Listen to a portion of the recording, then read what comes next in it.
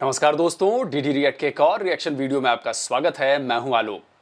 तो सबसे पहले मैं अपने दर्शकों को, अपने डीडी रिएक्ट की फैमिली को बहुत बहुत बधाइयां देता हूं और बहुत बहुत धन्यवाद करता हूं कि आप लोगों ने इतना प्यार दिया, इतना समर्थन दिया है कि अब ये जो हमारा परिवार है वो 1 लाख मेंबर्स से भी ज़्यादा का हो गया है। तो ऐसे ही आप अपना प्यार और अपना समर्थन डीडी रिएक्ट के साथ बनाए रखिए, तो आपको लगातार नए वीडियोस, नए विचार, नई चीज़ें मैं आपके सामने लाता रहूँगा। तो चलिए, आज जो वीडियो मैं आप लोगों के साथ देखने वाला हूँ वो वीडियो है पाकिस्तान में डॉक्टर बनने वाले दूसरों को डॉक्टर ना बनने की सलाह क्यों दे रहे हैं। तो भाई मतलब कुछ ऐसा मामला हो गया। ये बीबीसी का वीडियो है और इस वीडियो में वो बताने जा रहे हैं कि भाई वहाँ के जो मौजूदा डॉक्टर हैं वो दूसरों को डॉक्टर ना बनने की सलाह पाकिस्तान में लोगों को क्यों दे रहे हैं। तो चलिए बिना किसी देर के वीडियो देखते हैं।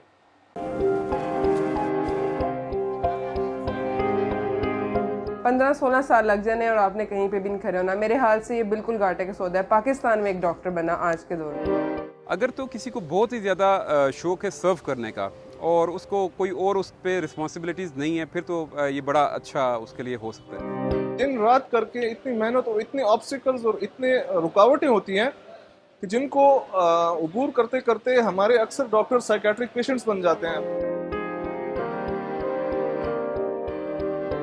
प्राइवेट मेडिकल कॉलेजेस हैं, इनमें तो फ़ीस बहुत ज़्यादा है और इसमें मुख्तलिफ सीट्स होती हैं, कुछ फ़ॉरेन सीट्स होती हैं, कुछ दूसरी सीट्स होती हैं। तो उसमें 8 से 10 लाख तो सिर्फ आपकी फ़ीस होती है और ये सालाना बढ़ती जाती है। 40 to 50 लाख लग गया है as a foreigner medical graduate, क्योंकि पाकिस्तान में जो गवर्नमेंट कॉलेजेस हैं उनमें तो इतना खर्चा नहीं होता।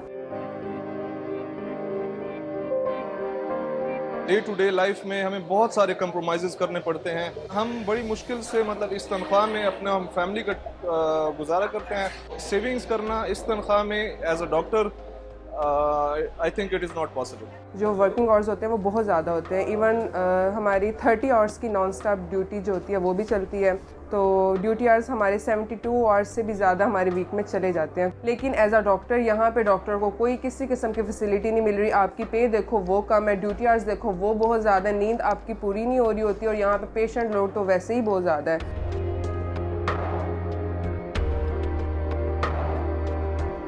अभी रिसेंटली कुछ अर्सा पहले ऐसा हुआ कि एक बच्चे को इमरजेंसी में लाया गया और वो जो है बच्चा जो है वो काफ़ी क्रिटिकल कंडीशन में था और वो एक्सपायर हो गया।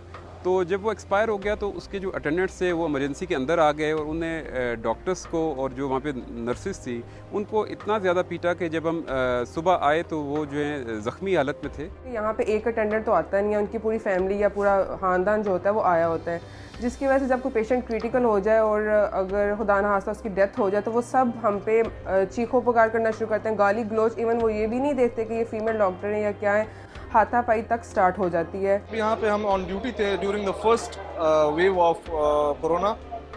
उस वक्त मुझे कोविड हो गया, जो कि मुझे यहाँ पे पेशेंट से लगा था due to non availability of PPE. जो हमें मास्क प्रोवाइड नहीं किए जाते थे और मतलब हम इक्विप्ड नहीं होते थे। तो वो कोरोना मैं अल्टीमेटली जाना तो हमने घर ही होता है, मतलब मेरी वाइफ को, मेरे पेरेंट्स को, मेरे बहन भाइयों को, पूरा घर पॉजिटिव हो गया। तो वो 1 महीना बड़ा मुश्किल हम पे गुजरा है। हमारी जो प्रैक्टिस है वो तो काफ़ी अच्छी है क्योंकि पेशेंट लोड अच्छा है, लेकिन एट द सेम टाइम इसी वर्कलोड की वजह से और इनसफिशिएंट फैसिलिटीज़ की वजह से जो हमारी तवज्जो होनी चाहिए अपनी ग्रोथ पे और अपनी लर्निंग पे, वो इन्हीं इश्यूज़ की वजह से हमारी ग्रोथ रह जाती है। सरकारी हॉस्पिटल्स के हालात बहुत ज़्यादा बुरे हैं, क्योंकि जो पेशेंट्स जो होते हैं, अगर आप देखा जाए तो हमारी ओपीडी जो होती है वो 4000 प्लस पेशेंट्स होते हैं। और अगर आप ट्रॉमा केस देखें, इमरजेंसी के देखें, चाहे वो मेडिकल है चाहे सर्जिकल है, 2000 प्लस पेशेंट्स आते हैं। उसके अगर आप कंपैरिजन में डॉक्टर्स को देखें तो डॉक्टर्स बहुत कम हैं। ठीक है, वो रिकॉर्ड पे ये बातें नहीं है, लेकिन हम लोग एंटी डिप्रेसेंट्स और एंटी साइकोटिक्स खुद ही लेना स्टार्ट कर देते हैं। उस फ्रस्ट्रेशन को मतलब कोई एड्रेस नहीं करता, ना गवर्नमेंट एड्रेस करती है, ना हमारी एडमिनिस्ट्रेशन एड्रेस करती है। पाकिस्तान में यहाँ पे जो डॉक्टर्स सिविल सर्विस ज्वाइन करते हैं उनकी टाइमली प्रमोशन नहीं होती, कोई क्राइटेरिया नहीं है, कोई मेरिट नहीं है। कुछ डॉक्टर्स जो हैं वो लंबे अरसे तक एक ही ग्रेड में बैठे रहते हैं और उनकी प्रमोशन नहीं होती। गवर्नमेंट पॉलिसीज जो हैं they are totally anti doctor. Recently मतलब बड़े अफसोस से मुझे कहना पड़ेगा, जो रिसेंटली हमारी गवर्नमेंट है इनकी बहुत ज़्यादा मतलब इनकी जो गवर्नमेंट पॉलिसीज हैं that are very much anti doctor. मैं समझूंगा आजकल के हालात के मुताबिक पाकिस्तान में डॉक्टर बनना घाटे का सौदा है।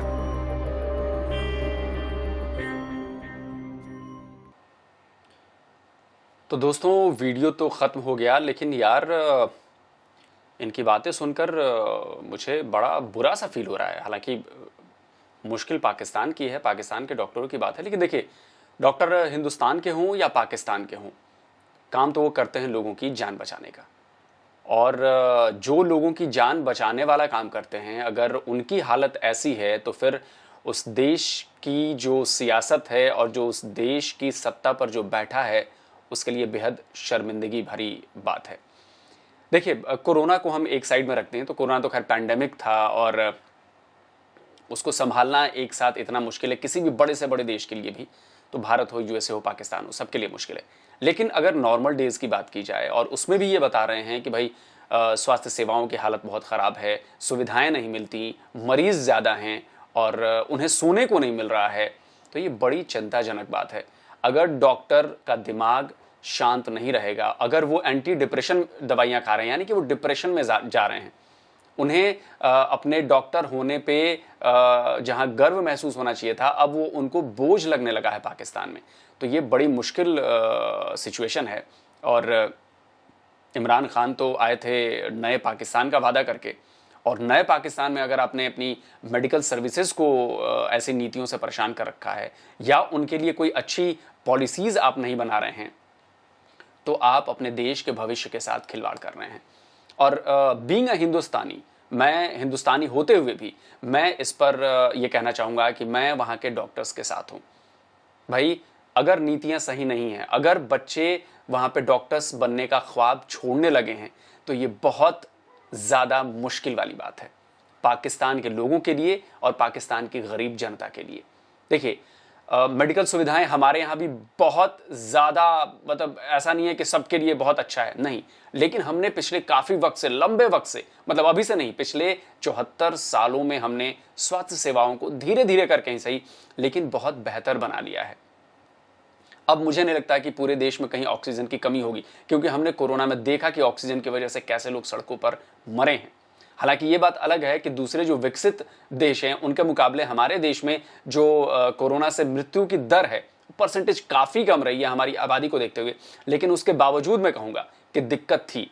लेकिन अब कम से कम ऑक्सीजन की दिक्कत नहीं है, अब बेड की दिक्कत नहीं होगी। और हमने, जैसा कि आप सब ने देखा है, पूरी दुनिया देख रही है कि वैक्सीनेशन में हमने कितनी ज़्यादा प्रोग्रेस की है। हमने वैक्सीनेशन ड्राइव चलाई है, इतनी मैसिव ड्राइव चलाई है कि उसका परिणाम धीरे धीरे देखने को मिल रहा है। लेकिन ये बातें अलग है, कोरोना को आप छोड़ दीजिए। नॉर्मल जो मेडिकल सुविधाएं हैं हमारे यहाँ, उनको काफ़ी इम्प्रूव किया गया है।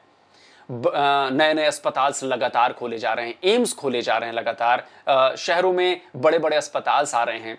पहले मेरी शहर की बात कर लें, बिहार का जो शहर है मेरा, वहाँ पर ज़िला अस्पताल था, अब वहाँ पे कई सारे ठीक ठाक प्राइवेट हॉस्पिटल भी खुल गए हैं। देखिए सुविधाएं अच्छी बात है कि प्राइवेट हो या सरकारी हो, लेकिन मैं जोर दूंगा कि सरकारी सुविधाएं ज़्यादा अच्छी होनी चाहिए, क्योंकि गरीबों के लिए वही अफोर्ड वो कर सकते हैं वहाँ पे। लेकिन उसके अलावा भी भारत ने कई नीतियाँ बदली हैं, लाइक दवाइयों के लिए जन औषधि केंद्र खोले, सस्ती दवाइयाँ मिलती हैं जो जेनरिक दवाइयाँ होती हैं। उसके अलावा आयुष्मान भारत योजना चला है। उसके अलावा 1 रुपए में आपका हेल्थ इंश्योरेंस होता है जो बीपीएल वाले हैं, जो गरीबी रेखा से नीचे वाले हैं। तो ये सारी चीज़ें मिलकर भारत को एक बेहतर हेल्थ सर्विसेज की ओर ले जा रही हैं। हालांकि अभी भी भारत में काम करना बहुत ज़्यादा बाकी है, बहुत ज़्यादा ज़रूरी भी है। हालांकि काम किया जा रहा है, लेकिन पाकिस्तान के इन डॉक्टर्स की बातें सुनकर, हमारे यहाँ डॉक्टर्स ऐसी बातें नहीं कर रहे हैं कि भाई नए लोग डॉक्टर मत बने या डॉक्टर बनने में फ़ायदा नहीं है। हमारे यहाँ ऐसा नहीं है। हमारे यहाँ डॉक्टर्स को बहुत ज़्यादा फैसिलिटीज़ दी जा रही हैं। हमारे यहाँ जो मेडिकल कॉलेजेस हैं या फिर उनके बाद जो वो जॉब करते हैं, जब वो जो हॉस्पिटल्स में जाते हैं, उनका पे स्केल बहुत बढ़िया है।